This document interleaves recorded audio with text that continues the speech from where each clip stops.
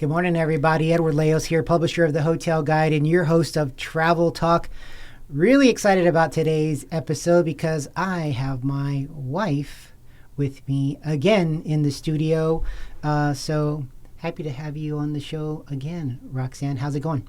Good. Thanks for having me back. It's always a pleasure. Well, that's the correct answer. This, again, is probably going to be a little bit unscripted. We had some thoughts, but we like to just free flow things and talking about travel, talking about what's going on with the Hotel Guide. You know, we've gone over or close to 130 episodes now. We got a big summer edition that's going to be launching soon. A lot of great things happening with the magazine in general, and just really excited to sit down with you and let you ask me whatever questions you want to ask me, and then we'll just kind of go from there. So I'm going to defer the mic to you for a bit and let you ask me whatever you want. Okay, sounds good. So let's talk a little bit about your upcoming issue and some of the summer destinations that are on your radar. Yeah, the summer edition is always important to us. It kind of is that middle of the year leading to our Best of Awards edition that comes out at the end of the year. But our summer edition, historically over the last 33 years, has been the one that really is the anchor. Mm-hmm. People travel in the summer. You know, school's out. You know, people want to go with their kiddos. We've talked about this before too, but, you know, multi-generational travel is just on the up. And, you know, it'll be like taking your grandparents, you know, your mom and the grandkids with you and stuff like that. And it's just awesome how that has really happened nowadays. But for the summer, we like to talk about beaches. Mm-hmm. And we'll be featuring Miami as one of them. And, you know, we've been to Miami, and we were just talking about that recently. And it's a magical place. We definitely want to go back. Mm-hmm. We didn't see enough of it. Yes. But that's going to be one of them. We've got Turks and Caicos. It's going to be another beach destination that's going to be in there as well. Yeah, so let's talk about Grace Bay Beach. So that is a top luxury destination. Yeah, it definitely is, and it's one of those places that we're going to be including in the publication too. And really, just I think with all of those places, like in Turks and Caicos and Miami, we're talking to different properties, right, and different resorts, and they really, what is unique about the area. Mm-hmm. And it's not about just the properties and how they look, mm-hmm. but really we want to focus on properties and resorts and destinations that make you feel. Mm-hmm. Because travel nowadays is really, what is the experience behind it? And again, we've talked about this many times, but experiential travel, now they're actually naming it, is so important. What are you going to feel when you leave that destination, when you leave the place, and what's going to make you, what's going to stay with you? Right. Yeah, I think that's the important thing. Yeah, creating those connections and having those moments that are just, I mean, you have them forever. I agree. I mean, we did it before, talked about Aquilina Resort there in Miami. Mm-hmm. We still talk about that today, till today. And, you know, we've said that so many times where you're able to kind of go and take what they're doing and figure out, how is this working for me? Mm-hmm. You know, it's just being valued. Right. You know, I think nowadays in the hospitality industry, it comes from hospitality, right? Mm-hmm. You think, oh my God, I just got to be nice. Well, it goes beyond that, because sometimes, you know, a front desk could be having a bad day. You know, housekeeping could be having a bad day. And all of a sudden it's a reflection of the property. Right. But I have found, doing this for over 33 years now, that when you have a great leader and a great team, all of a sudden staff goes out of their way mm-hmm. to make it memorable. And what are some of the things that make it memorable? Well, we talked about it earlier. You're talking about saying your name, mm-hmm. you know, Mr. and Mrs. Leos. It's a handwritten note, you know. The little things. It's the little things. It's knowing what you want almost before you know you want it. Right. You know, it's being at the front desk and asking us, hey, can we make dinner reservations at one of our restaurants for you and get that taken care of? When, you know, you're just checking in the morning and you're like, I'm not even thinking about dinner yet. Yeah. But you are. And that's what really stands out for a good travel experience. Well, I read that international travel is really being dominated by Caribbean, Mexico, Europe, and bucket list adventure trips are coming back as well. Mm-hmm. There's a question there? Well, I'll go with a statement because they're all right. I mean, that's true. Mexico, Caribbean is huge. I mean, like I said, I've been able to be at the Atlantis in the Bahamas. That just stands out. I mean, and you're talking about these properties in these areas in Mexico. You know, you've got great properties in Cabo, Cancun, and Cozumel, who, yeah, there's a lot of resorts out there, but there gives you the opportunity to pick the right one for you. And so when we talk about multi-generational travel, you're talking about family, because a lot of times in the summer it's family travel, right? Right. So you think about what's the best bang for my buck for me and my kiddos, and how can we be so that they experience a great place? Not only are they having something to do, but you know, we have something to do as well. So I think one of the things for travel in the summer is that. Where can we go that it just encapsulates everything, but there's a memorable experience behind it? Whether you're flying there, whether you're driving there, I think that matters too. And then when you're talking about bucket list, man, you know, having done the podcast now for, 130 episodes, I always ask my guests, hey, what's some of your bucket list travel spots? And it just really, you start thinking about how amazing this world is. Yeah. And just how small it really is when you think about it, and how you just want to go to all those places. Of course. You know, and I think when people get the opportunity to have a bucket list, it's imperative on them to try and do it. So what's a place that you want to go on a bucket list? Yellowstone. Oh, I can tell you. I'm going to ask this question, but I already know why. Why do you want to go to Yellowstone? Well, because we just got done watching the series, and man, my eyes were swollen from all the crying on the last episodes. Yep. But, I mean, it's just so serene and so magical. I mean, I can only think of how beautiful the views and the mountains and the wildlife. I mean, it's completely different than San Antonio, Texas. Well, San Antonio has a lot of beauty and charm too, but it does. You know, when you see things on TV, when you see things on Instagram, when you see things on YouTube, a lot of, with 4K cameras and all of that stuff, it's great how it makes it look, but nothing compares to being there.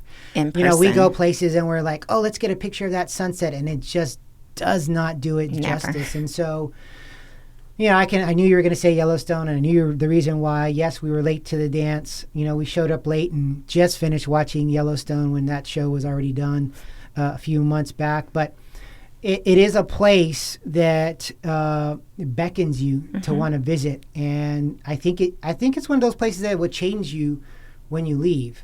I think committing yourself to nature and just what God made in this world for us to see that kind of goes back to even like, good friend of mine, Chris, going to Antarctica. And he tried to explain to us how magically beautiful that place was. I'm sure. And he's like, I can't take a photo and it doesn't do it justice. I can't show you a video, doesn't do it justice. And so I've had several of my podcast guests that are said Antarctica's on my podcast, is on my bucket list as well. So. Yeah. Well, I feel too that if you go somewhere it just grounds you in a sense, right? Because we live in such a busy hustle and bustle of a world. Slowing down and taking in those moments are just so important for your soul. I feel like it just grounds you and makes you grateful for just being a part of it. Well, I didn't know we were going to get deep. We were getting deep here, but we're going into the emotional side of travel. But I mean, damn, that is good. But it's perfect, because a lot of times there's a lot of people that travel somewhere and they need a vacation from their vacation. Right. And because they're always like, we got to go here, we got to do this, we got to do this and that. And it's like, just slow down a little bit, take a breath, take it all in, and just experience where you are and experience that day. It could be, hey, we're going to sit at the beach today and do nothing.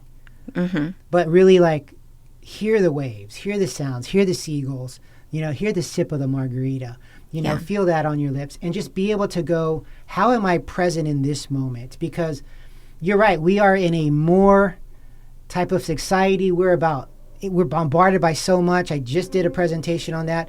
But you really think about, how can I ground myself? Right.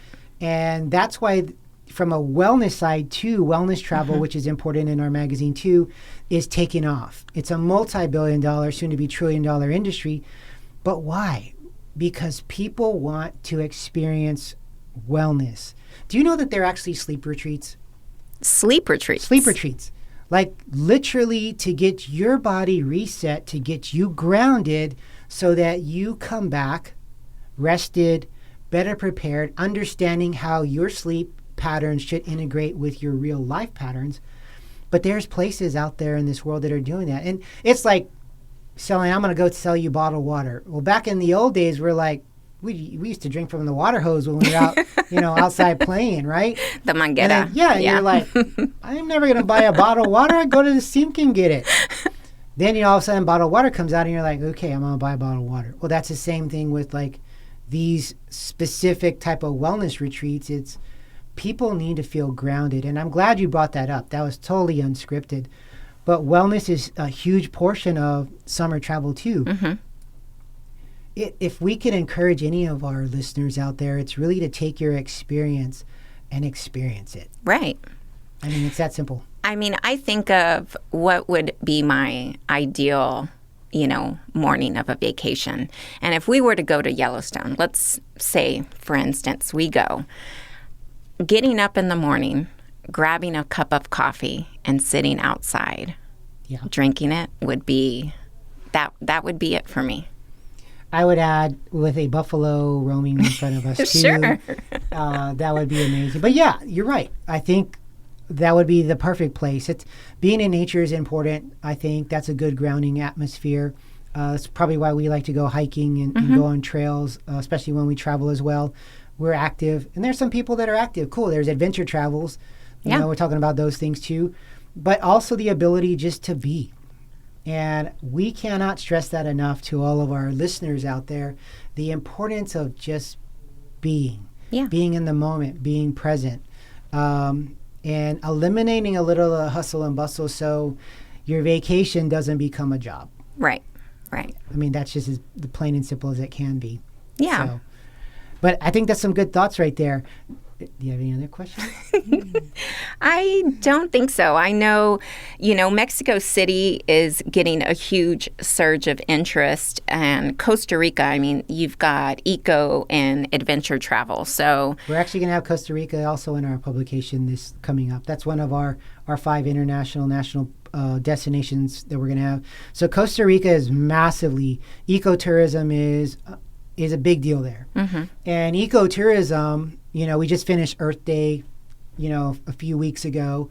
And so people are really starting to focus on how can I have sustainable travel? How can I put that into our property, but also not just for show, but for real. And so how are we being sustainable? How are we helping the environment? But also how are we progressively helping our guests understand the importance of where they are, but also leaving the place better than what you found it. Yeah. And that's kind of like that regenerative travel atmosphere where, we go there and maybe we're like, we're going to go plant some trees while we're here in Costa Rica, or we're going to go do this and help out at a shelter or something like that. It's about leaving that place better than when you found it. And that's just kind of should be the mantra for our lives, right? Yeah, absolutely. I love that. I just made that up. But I mean, no, I didn't make that up, but it's true. I mean, I've said that before, and I think it's important. And when you're talking about, ecotourism, wellness, and then summer, it's really about how are we going to make our experiences better, taking some of the nuggets that you're going to get from here on our show, and how is it going to make you better planning for your trips, planning for what you want to do, whether you have your kiddos, whether you're with your parents and it's multi-generational travel, or maybe it's just the husband and wife going away, and whether it's for a weekend or 2 weeks. Yeah. How are you going to make that special? So it's always good to have you on the podcast. And I like answering questions because usually, like I said, for 100 and 25 of the episodes, I'm the guy who's asking the questions.